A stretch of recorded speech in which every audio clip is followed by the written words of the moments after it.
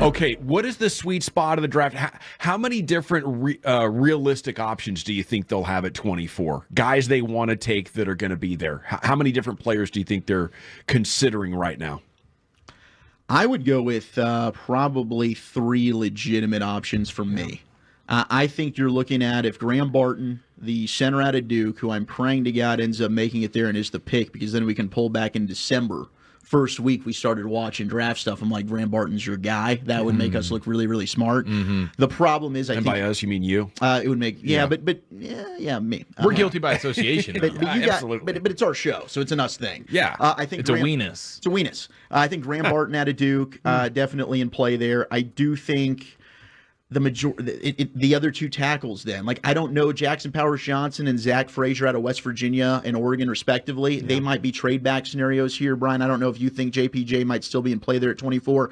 I think the other options would be the 2 tackles. I think you're looking at Guyton out of Oklahoma, and then Kingsley Suamataia, the offensive tackle out of BYU, who posted he was here at the start yesterday for a 30 visit. He's starting to build a lot of momentum, and he's a guy that throughout the process, when I went back, did another film study on him, I was a little bit worried about the footwork. He's played both sides, left and right. But last year he was on the right side there at BYU. I wondered, like, is he athletic enough to play left? I do think he is. And 361 pass snaps last year at BYU. He didn't allow a single sack. Yeah. So, I mean, he's a mountain of a man. He's a wall. He's very difficult to work around. But those would be the 3 names that I'd kind of iron down to. Yeah, we're starting to talk to some guys around the league, and they're worried about this. If you're hunting, say, offensive players late in the draft, this draft looks like the first 6, 7, 8 picks might be all offensive players. So now when you're getting down to 24, is the best player on your board a defensive player? You know, that seems to be where a lot of guys are like, listen, if you're hunting a tackle, or you're hunting one of these centers, you know, both the centers are banged up. You know, Barton's got the shoulder. Powers Johnson has a lot of other things that he's dealing with, multiple things. But, you know, I agree with Zach about the number. I think there's 3 guys there that you're probably looking at. Probably all offensive linemen would be my projection right now. But again, talking to people around the league, they're like, listen, there is going to be a run on offensive players to start this draft.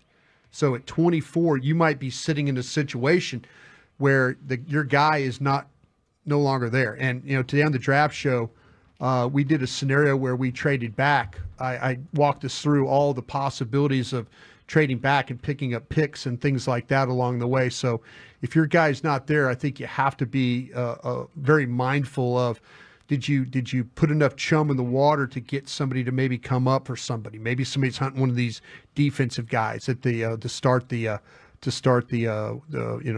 run on those guys. Well, you know what? The Cowboys can surprise us. You know, Mo Claiborne, big surprise a number of years ago. Tyler Smith was a big surprise. Leighton Van Der Esch was a surprise, even though I think Dane had that reported maybe draft morning. You know, it is always amazed me, you know, how this team can, you know, throw things that you don't expect. And I think that's part of the real fun of covering them. You know, getting back in and taking Des Bryant. That was my first draft, and I was like, holy cow, this is just amazing. Okay, the latest news out there, we'll have more NFL news later on in the show, but the Patriots are willing to trade the 3rd overall pick. Yeah. They like the quarterbacks there as well, so we could have a lot of activity early on. Yeah, Elliot Wolf says that he's open for business there, and Elliot realizes that he's picking players for a talent-poor team right now. So he's going to try and get as many picks as he can in order to supplement his team. He knows he has a very difficult task ahead, but you know, he's clear about that. Hey, I understand that. I would be like, guys, are we sure we want to pass on taking a quarterback here? There's a lot of talented quarterbacks here. We must not like any of these guys. If you don't have a quarterback and you're thinking about build out your other spots so well that you end up finishing average, and then you never have a good chance to take a top 10 quarterback. The guy that he likes might not be the guy that he likes might get selected either one or two. Let's see. Then why you know.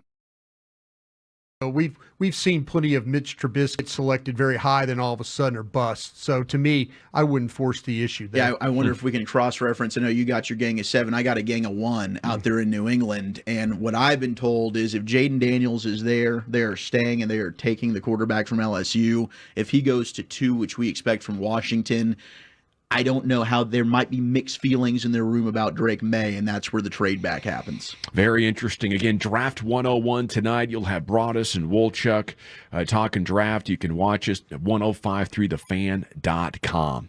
Other than the draft, Jack Leiter's debut was the top story in DFW sport. First inning had 2 base runners, but he struck out 2 guys and got a pop-up. Second inning, they started hitting him hard. And it was batting practice there for a little bit as the Rangers gave all of their 4-run lead back, and there was more later. He did look great in the uniform. Okay, the quads are popping, dude. I'm serious. He's the 300-pounder below the waist that Jerry was describing as Emmitt Smith. I mean, this dude is ridiculous out there. He looks grown man. As the game went on, so did the occurrences of him blowing on his hand. And at one point, Mike even started talking about it. Dude was just kind of a nervous wreck out there, as you could imagine. Well, Dave Raymond, he asked about it. It's like, and I was sitting there watching him like, is it really that cold sometimes? But he has a habit, too, of going to the back of his neck. And I was thinking, okay, how many times is he going to blow on his hand, go to the back of his neck? I'm thinking, man, is he tacking this ball?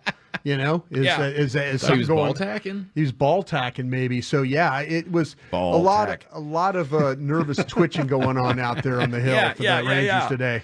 Yeah, I texted Mike at some point. I'm like, dude, did you ever settle down? Like, what is that like as a rookie pitcher? I think it's different than any other sport because you're just so much by yourself on stage. Yes, it's not like you're mixing in, and you're not like playing the game to like. There's plenty of time out there for you to get inside your own head and to really never stop. What appeared to be full-blown panic. If you're super nervous guy and your whole you just have to do free throws all game, it's four quarters of just you at the free throw line. Man, that's perfect analogy. It's like all of a sudden now I feel naked and afraid out here. Yes, and Leiter obviously has tremendous talent. If I'm the Rangers now, I'm thinking let's not send him back to the minors. He's just going to feel bad about it. Let's keep him around. Maybe have another start, or maybe have a long relief appearance in the next, 10 days, and see if he can just get more relaxed before we send him back down. That'd be my approach. How about you guys? Yeah, I kind of feel like though today he was, there were some struggles. You're absolutely right about that, but he was dealt a pretty bad hand there with what happened with Tavares in center field. For sure. It changes the entire outlook of his that could have been a much better feeling of Jack Leiter walking off the hill and everybody. Instead, he had to sit there and debrief with Mad Dog, and all next thing you know, he's like, man, I wish I would have done this.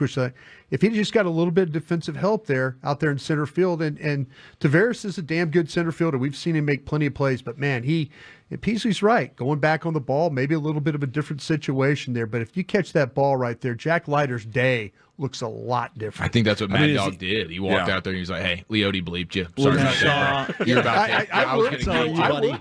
I would. I'd absolutely say, listen, that guy. MF that Leote over there if you want to. I would too. That guy normally makes plays for you, but today he just didn't help. For a guy you're trying to get his confidence up, you know what I'm saying? It's like, hey, that wasn't on you, Jack. No, 100%. That was Leote getting the best of you. But after the second inning, right? Okay, he struggles there.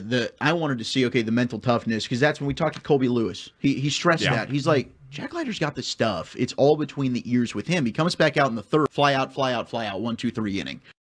So to me, that was big. Unfortunately, bottom of the fourth, he ran into some trouble again.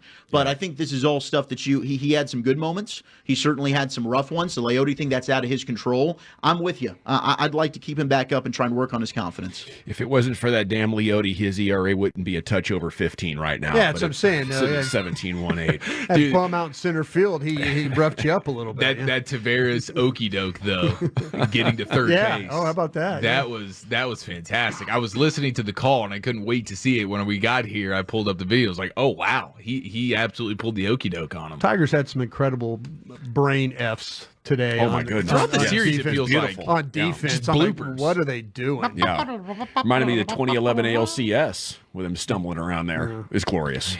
Rangers had great defense. They didn't. Yeah.